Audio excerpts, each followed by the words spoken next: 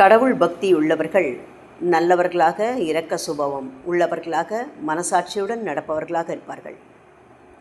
அதே நேரம் அதிக கஷ்டங்கள் மற்றும் பிரச்சனைகளில் சிக்கி துன்பப்படுவதையும் பார்க்கலாம். இதற்கு காரணம் யோசித்து பார்த்தால் இவர்கள் விரைவில் அலைபாய்கின்ற மனதுக்கு சொந்தக்காரர்களாகவும் இருப்பதுதான். அலைபாய்கின்ற மனமானது சந்தேகத்தாலும் கவலை மற்றும் பதற்றத்தாலும் பின்னப்பட்டதாக இருக்கும். வாழ்வின் மிகப்பெரிய முட்டுக்கட்டை அவநம்பிக்கை. எப்பொழுது ஒருவரின் வாழ்வில் நுழையலாம் என்று எதிர்பார்த்து வாசலில் படுத்து கிடக்கும் ஒரு மலைப்பாம்பு இது. எச்சரிக்கை இல்லாதவரை விழுங்கிவிடும். கடவுள் நன்மை செய்வார் என்ற நம்பிக்கையின்றி பயத்திலும் பதற்றம், கவலை மற்றும் சுய பரிதாபத்தில் சிக்கிக்கொள்பவர்கள் இந்த நிலை தலை தூக்கும் போதெல்லாம் கஷ்டத்தை அனுபவிக்கின்றார்கள். சிலர் தங்கள் திறமையின் மீது நம்பிக்கை வைத்து கடவுளின் இயல்பான அன்பை மறந்து விடுகிறார்கள். இது அவர் நம்பிக்கைக்கு அழைத்துச் செல்கிறது, நல்ல நிலையையும் தோல்வியாக மாற்றுகிறது. சூழ்நிலைகள் கடினமாக மாறும்போது முயற்சியை கைவிட்டு விடவே தயாராக இருக்கிறோம்.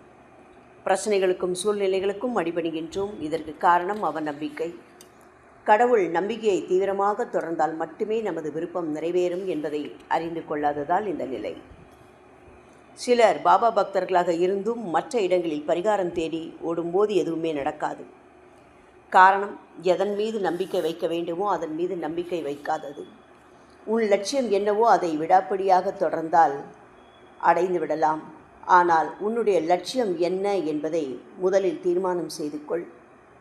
லட்சியத்தை அடைய உத்தேசிக்கும் போது ஏற்படுகின்ற உந்துதல், வேகம், அவசரம், இன்னும் கிட்டவில்லையே என்ற ஏக்கம் போன்றவை நம்மை அவன் நம்பிக்கைக்கு ஆளாக்கும். இந்த நிலையில் பெரிய அளவில் ஏமாந்து விடுவோம். எனவே அவநம்பிக்கை எந்த வடிவில் வந்தாலும் அதை உடனடியாக விரட்டிவிடு. மும்பை பாந்த்ரா நகரில் வசித்தவர் ரகுநாத் டெண்டுல்கர். இவரது மனைவி சாவித்ரி. மூத்த மகன் பாபு பாபாவின் தீவிரமான பக்தர்கள் இவர். பாபு ஆங்கில மருத்துவம் படித்து முடித்தார். ஒரு முறை தேர்வு எழுதினாலும் தேர்ச்சி பெற முடியாது என்ற அவன் நம்பிக்கையால் தேர்வு எழுத வேண்டாம் என நினைத்து மெத்தமாக இருந்தான். ஒரு ஜோதிடரிடம் நான் தேர்ச்சி அடைவேனா என்று கேட்டபோது, சிரமப்பட்டு படித்திருக்கிறாய் என்பது என்னவோ உண்மைதான். ஆனால் கிரகங்கள் உனக்கு எதிராக இருப்பதால் தேர்ச்சி அடைவது கடினம் என்று சொல்லிவிட்டார். பாபு மனம் உடைந்து விட்டான். ஏற்கனவே சந்தேகம், அதற்கு வலு சேர்ப்பது போல ஜோதிடரின் வாக்கு. செய்வதறியாமல் திகைத்த அதே நேரத்தில் சாவித்திரி ஷீரடிக்கு போய் பாபாவை தரிசித்து விஷயத்தை சொன்னார். ஜாதகத்தை சுருட்டி ஒரு மூலையில் வைத்துவிட்டு அமைதி ததும்பிய மனதுடன் பரீட்சை எழுத சொல்லுங்கள்.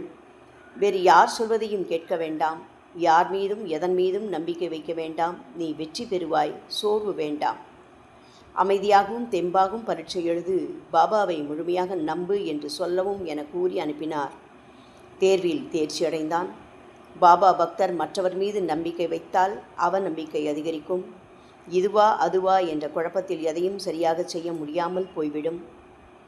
அவநம்பிக்கையை நோக்கி பாபாவே சில சமயம் அழைத்துச் செல்வார் என்பதையும் சச்சரிதம் அதே அத்தியாயத்தில் கூறுகிறது.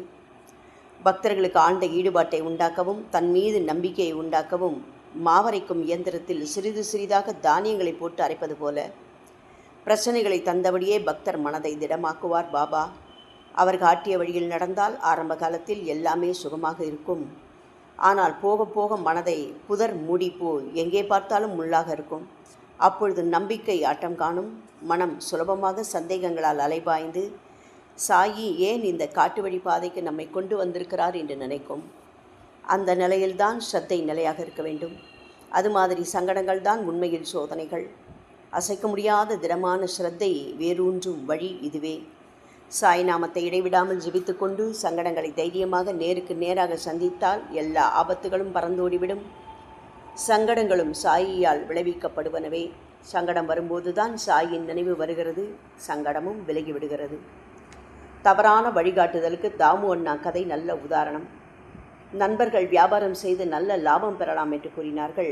எல்லாம் சரியாக இருப்பதாக தோன்றியது. ஆனாலும் பாபா என்ன சொல்கிறார் என்பதை அறிய தாமு அண்ணா முயன்றபோது அவர் எத்தகைய வியாபாரத்தையும் செய்ய அனுமதிக்கவில்லை.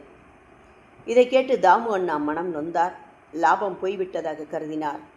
நண்பர்களும் இவரை கேலி செய்தார்கள். ஆனால் நிலைமை வேறு விதமாக மாறி நண்பர்கள் நட்டமடைந்தார்கள். தாமு அண்ணா காப்பாற்றப்பட்டார். இவற்றையெல்லாம் படிப்பது சுலபம். வாழ்க்கையில் இவற்றை நாம் கடக்கும்போது ஏற்படுகின்ற வேதனைகள் மிக அதிகம். இதற்குத்தான் திடமான நம்பிக்கையும் பொறுமையும் தேவை.